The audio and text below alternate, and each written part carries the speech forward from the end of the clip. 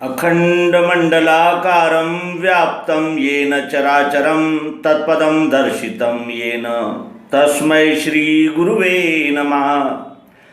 अज्ञानान्धस्य लोकस्य ज्ञानाञ्जनशलाकया चक्षुरुन्मीलितं येन तस्मै श्रीगुरुवे नमः। अध्यात्म विश्वविज्ञान यूट्यूब चैनल के सभी प्रेमी पाठक, आचार्य, गुरुजन, हमारे मार्गदर्शक और हमारे सभी क्रियाशील मित्रों का इस अंक में हार्दिक स्वागत समादर करते हैं। मित्रों, सर्वांग योग यह अध्यात्म विज्ञान की आधारशिला है। सर्वांग योग जिसे कहते हैं कि प्राप्त होते ही फिर हमें ऋग्वेद, सामवेद, यजुर्वेद, अथर्ववेद और 6 शास्त्र, सांख्य शास्त्र, पतंजलि शास्त्र और वेदांत और न्याय शास्त्र, वैशेषिक और अनेक प्रकार के जितने भी ग्रंथ हैं वो सभी एकदम प्रकाशित हो जाते हैं, क्योंकि सर्वांग योग में सबका सार जो वेद वाक्य है उनका खुलासा सद्गुरु जी ने प्रत्यक्ष प्रयोग द्वारा कर दिया है। और प्रत्यक्ष प्रयोग हाथ में आते ही फिर उन शब्द भांडारों में से सार निकालने का जो यानी एक प्रकार का जो प्रयास है वो हमारा छूट जाता है और बना बनाया हुआ पकवान जिस तरह किसी क्षुधाक्रांत के सामने उपस्थित हो जाए, इसी तरह वो सिद्धांत पूरा का पूरा स्पष्ट रूप से हमारे सामने उपस्थित हो जाता है। इस सिद्धांत के महत्व के विषय में क्या कहें। प्रत्यक्ष युद्ध भूमि पर अपने कर्तव्य कर्म से च्युत होकर अर्जुन रणांगण से भाग रहा था, युद्ध क्षेत्र से जा रहा था, लौट रहा था और कह रहा था कि मैं इनको नहीं मारूंगा, ये मुझे मार डाले तो ठीक है, मैं भिक्षा मांग लूँगा, मैं चाहे जो करूँगा लेकिन मैं युद्ध नहीं करूँगा। और ये युक्ति हाथ आते ही फिर वो कहने लगा कि मेरा मोह चला गया, अब आप जो कहेंगे मैं वो करूँगा और मैं युद्ध अवश्य करूँगा। क्यों ऐसा कहा? तो मनुष्य के विचारों में परिवर्तन सत्य के दर्शन दिग्दर्शन के बगैर नहीं हो सकता, और सत्य का दिग्दर्शन कराने वाला एक छोटा सा माइक्रो बुक जिसे सर्वांग योग युक्ति के नाम से आज संपूर्ण अध्यात्म विज्ञानी जगत जानता है, वही सद्गुरु युक्ति है। और ये सद्गुरु युक्ति श्री मायानंद जी चैतन्य इन्हें उनके गुरु सद्गुरु श्री स्वामी विशुद्धानंद जी सरस्वती इनसे दशाश्वमेध घाट काशी में प्राप्त हुई, जिनका उन्होंने यानी विस्तार किया और हम जैसे सामान्य मुमुक्षु और जिज्ञासु जनों के लिए उसे व्यवस्थित रचकर सर्वांग योग इस ग्रंथ, इस माइक्रो बुक के रूप में प्रस्तुत किया है। तो इस ग्रंथ का अध्ययन और मनन, चिंतन, निधिध्यासन यह इसलिए आवश्यक है क्योंकि यह यानी सारभूत है, ये गुरु कुंजी है। और ये गुरु कुंजी हाथ में आते ही धर्म, ईश्वर, कर्तव्य, मानवता और जीवन, सृष्टि, प्रकृति, इन सभी यानी विषयों का एकदम एक ही साथ खुलासा होकर हम सभी संशय भ्रमों से मुक्त हो जाते हैं और उस मोक्ष के दिशा में अग्रसर होते ही रहते हैं। और इसलिए सर्वांग योग के विषय में जहाँ जहाँ से अमृत कण प्राप्त होते हैं उनको चुनना और अपने प्रिय मित्रों के साथ साझा करना। और इस साझा करने में जैसे एक दिया दूसरे दिए को जलाता है, तो जो जिस दिए ने दूसरे दिए को प्रज्वलित किया है उसका तो कुछ बिगड़ता नहीं है, लेकिन उजाले में और बढ़ोतरी हो जाती है। तो इसी सिद्धांत को ध्यान में रखकर हम विभिन्न स्थानों से सर्वांग योग के विषय में स्पष्टीकरण रूप रत्न, मोती और विचार जिसे कहते हैं मौक्तिक चुनकर अपने पाठकों के साथ साझा करते हैं और उससे हमारा भी चिंतन मनन में सहयोग हो जाता है, और हमारे मित्रों के साथ हमने जो प्रेम का एक वादा किया है, एक प्रेम का वचन दिया है, उस वचन को निभाने में भी हमें ईश्वरीय सहायता प्राप्त होती है। तो आइए सर्वांग योग के विषय में श्री गुरु नारायण जी त्रिपाठी, इस हमारे क्रियाशील मित्र का सहयोग हमें प्राप्त हो रहा है, और उन्होंने अधिष्ठान में वस्तु और पदार्थ इत्यादि प्रकार के जो शब्द आए हैं, उन शब्दों का अध्यात्म विज्ञान दृष्टि से खुलासा लिखकर हमें प्रस्तुत किया है, और हम अपने मित्रों के लिए इस अंक में उसका वितरण करने जा रहे हैं। मित्रों, इस लेख को पढ़ने से पहले हम सर्वांग योग के इन 2 अध्यायों को ध्यानपूर्वक सुनेंगे, क्योंकि प्रत्यक्षम किम प्रमाणम। अध्याय पहला। श्री गुरु के पदों को है मेरा दंडोत प्रेम से, यही प्रेम रहे स्थायी, कृपा दृष्टि वही मिले। आचार करके ऐसा सनातन मुमुक्षु ने, किया प्रश्न गुरु बोले सिद्धांत सब वो सुनो। मैंने श्रुति स्मृति शास्त्र पुराण आदि है पढ़े, यथा विधान कर्मों को उनके करके लखा। तो भी चंचलता मेरे मन की मिटती नहीं, समाधान नहीं स्थायी वो कैसे मुझको मिले। कहे तत्श्रुति वो क्या है त्वम रहता कहाँ। असी कहा जिसे वो क्या, ध्यान में बैठता नहीं।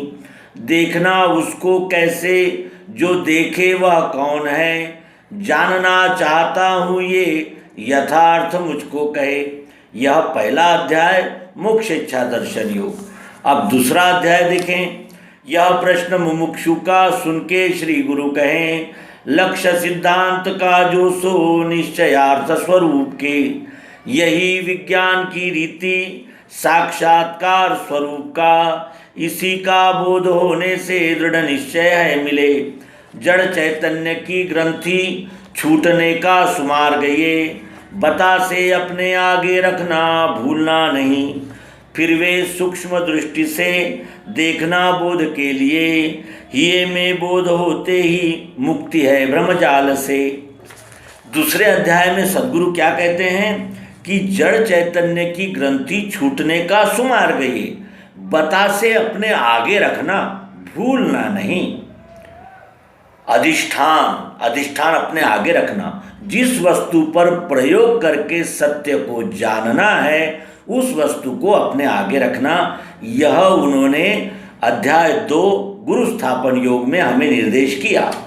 और फिर तीसरे अध्याय में क्या कहते हैं कि स्वरूप वस्तु का देखो देखा सोक्षर जानना। भरी है मध्य में इसके अक्षर ब्रह्म मिठास वो।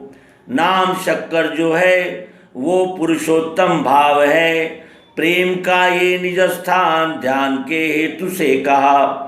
यथार्थ बोध होने को निज मूल स्वरूप का, वस्तु में त्रिपुटी देखी कल्पना से स्वभाव ने। इंद्रियों से दिखता है अक्षर सो तत् है कहा। त्वम से अक्षर को जाना असी निश्चय नाम है। अक्षर में अंग है 8, अक्षर एक अरूप है। जहाँ है भावना दोनों लय का स्थान वस्तु सो। सद्गुरु स्थान दर्शन योग नामक अध्याय तीसरा। इस तीसरे अध्याय में वो क्या कहते हैं कि स्वरूप वस्तु का देखो, स्वरूप वस्तु का देखो। उस बताशे की ओर निर्देश करके वो कह रहे हैं कि स्वरूप वस्तु का देखो। यहाँ अधिष्ठान को वस्तु इस संज्ञा से उन्होंने निर्देशित किया। आइए अब देखें चौथे अध्याय में क्या कहते हैं कि अब ये ध्यान में बैठे संपूर्ण इस हेतु से आदि में अक्षर का भाव देखना निज बुद्धि से। दिखेंगे इसमें भाव 8 भिन्न प्रकार के, ये रूपांतर पाते हैं चक्राकार सदैव ही। अपनी आँखों से देखो दिखता है पदार्थ ये, ऐसे ही विश्व में सारे रूप का दिखना भरा। ये चौथे अध्याय में भगवान श्री मायानंद जी चैतन्य कहते हैं कि अपनी आंखों से देखो, दिखता है पदार्थ ये। पहले अध्याय में उन्होंने गुरु स्थापन योग में क्या कहा कि यह बताशा अपने आगे रखना। फिर तीसरे अध्याय में कहते हैं कि स्वरूप वस्तु का देखो, और अब यह कहते हैं कि दिखता है पदार्थ ये। एक ही वस्तु को अधिष्ठान कहा गया, एक ही उसी वस्तु को वस्तु कहा गया, और उसी बताशे को पदार्थ भी कहा गया। तो ये क्या, इसमें क्या गुह्य है, क्या रहस्य है? इस रहस्य का उद्घाटन हमारे परम प्रिय क्रियाशील मित्र, हमारे मार्गदर्शक श्री गुरु नारायण जी त्रिपाठी, उन्नाव उत्तर प्रदेश, इन्होंने अपने इस लेख में स्पष्ट किया है। आइए हम भी उस लेख का अवलोकन करें, जानें, समझें, और इस लेख को ध्यान पूर्वक सुनकर सद्गुरु द्वारा निर्देशित उस अधिष्ठान का महत्व और अधिष्ठान के विविध अंग हम ध्यान पूर्वक समझेंगे। अधिष्ठान अर्थात अधिक स्थान, अधिस्थान अर्थात आधार, लय स्थान। विश्व वस्तु ही अधिष्ठान है जो सबका इष्ट है। वह विशेष स्थान अर्थात अधिष्ठान जहाँ अवतार सद्गुरु पुरुषोत्तम भाव से स्थित रहते हैं, अर्थात उनका लय रहता है। यह अनादि, अखंड, शाश्वत और स्वयंभू है। विश्व वस्तु अधिष्ठान का यथार्थ स्वरूप दिव्य दृष्टि द्वारा अनुभव के बाद ध्यान में आता है। वस्तु सर्वे सर्वा है। इसके अतिरिक्त और भी यदि सूक्ष्म दृष्टि से अर्थात ज्ञान दृष्टि से विचार किया जाए तो अधिष्ठान का नाम बताशा या मिश्री आदि नाम व्यवहार के लिए है। पुनः विचार करें, कोई इस समष्टि की कोई भी वस्तु जिसका नाम पता न हो तो क्या वह सभी को दिखती नहीं है क्या? तो सबका उत्तर एक ही होगा कि दिखती है। कारण दिखने वाली वस्तु है अर्थात अस्ति है। देखने वाला अर्थात मैं जीव भाव भी पहले से ही है, और जिस वस्तु को हम देख रहे हैं, जिसमें मैं तू कह रहे हैं, वह भी पहले से ही है अर्थात अस्ति है। वस्तु भी है, देखने वाले भी है, और देखने वाली दृष्टि भी है। इस प्रकार अस्ति है सिद्ध होता है, अर्थात अधिष्ठान अस्ति है और एक अखंड अस्तित्व ध्यान में आता है। अतः अधिष्ठान ही वह आधार है जो देखने वाला मैं और दिखाई पड़ने वाली वस्तु तू, इन दोनों मैं और तू का एकीकरण करता है। इन सभी भ्रम, अब यहाँ सभी भ्रम लय हो जाते हैं। मैं तू का झगड़ा समाप्त होता है और दोनों का रुतबा एक होता है क्योंकि देखने वाली भी एक वस्तु है, दिखने वाली भी वस्तु है। वस्तु ही वस्तु को देख रही है, ये आशय है यहाँ। यही सद्गुरु की महिमा और अधिष्ठान का महत्व है। सद्गुरु की महिमा क्या है कि प्रत्यक्ष बोध करा देना, और अधिष्ठान का महत्व क्या है कि वो अधिष्ठान रखते ही सभी संशय भ्रमों से हम सरलतापूर्वक पार हो जाते हैं। वस्तु, अब वस्तु के विषय में श्री गुरु नारायण जी त्रिपाठी विस्तार करते हैं कि वस्तु क्यों कहा गया। अब इसी मूल विश्व वस्तु अधिष्ठान का यथार्थ स्वरूप ध्यान में आने के लिए श्री गुरु इस समष्टि का एक पदार्थ बताशा, जिसका मूल शर्करा अर्थात वस्तु है, रखने को कहते हैं। इसलिए बताशे अपने आगे रखना, भूलना नहीं। लौकिक दृष्टि से वस्तु मिट्टी, लोहा, कपास, शक्कर, लकड़ी, अन्न, सोना, चांदी, पत्थर आदि आदि भी वस्तु ही है, और वास्तव में देखा जाए तो हम सभी वस्तु रूप ही हैं। अब पदार्थ की दृष्टि से देखेंगे कि वस्तु से पदार्थ बनता है, जैसे कपास से कपड़ा, शक्कर से बताशा, लड्डू, सोना, चांदी, हीरा आदि से बनने वाले अनेक आभूषण, मिट्टी से बनने वाले अनेक प्रकार के खिलौने आदि दिखने वाले पदार्थ अक्षर का मूल दृश्य है, जो धीरे धीरे बदलता रहता है। यह पंचभौतिक रचना से स्थूल दिखता है। अध्याय 3 में वस्तु और अध्याय 4 में पदार्थ ऐसा क्यों कहा है? इसमें वस्तु शब्द प्रयोग किया गया है क्योंकि सद्गुरु की कल्पना अखंड विराट से प्रारंभ होती है। पुरुषोत्तम भाव में स्थित सद्गुरु ने इस त्रिपुटीमय विश्व वस्तु को प्रत्यक्ष करने के लिए ही इस समष्टि का ही एक पिंड अर्थात बताशा अधिष्ठान के द्वारा क्षर, अक्षर व पुरुषोत्तम की यथार्थ कल्पना प्रयोग द्वारा दर्शित की है। अर्थात वस्तु का स्वरूप जो यानी प्रत्यक्ष होता है, यह यथार्थ जानने के लिए ही सद्गुरु ने कल्पना की है, क्योंकि तत्त्वम असि यह वेदों का महावाक्य वस्तु बोध के लिए है।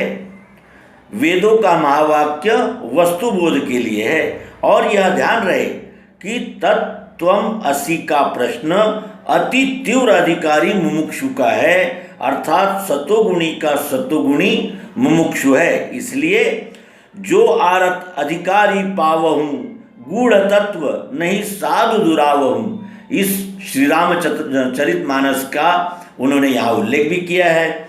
इस सिद्धांत के अनुसार उपरोक्त 4 श्लोकों के माध्यम से सद्गुरु ने उस मुमुक्षु के प्रश्न का समाधान कर दिया। इसलिए इस अध्याय 3 में वस्तु इस यानी निर्देश का प्रयोग किया गया है। अध्याय 4 क्षर भाव स्थित पंचीकरणानुभव योग है। इसलिए व्यष्टि भाव में बद्ध जीव की दृष्टि पदार्थाकार होने के कारण सद्गुरु जीव दृष्टि से प्रारंभ कर क्षर में स्थित 8 अंगों द्वारा पदार्थ दृष्टि से और बुद्धि के द्वारा आत्मा मिठास का बोध कराते हुए अंत में मय का लय वस्तु में 7वें अध्याय में कराते हैं।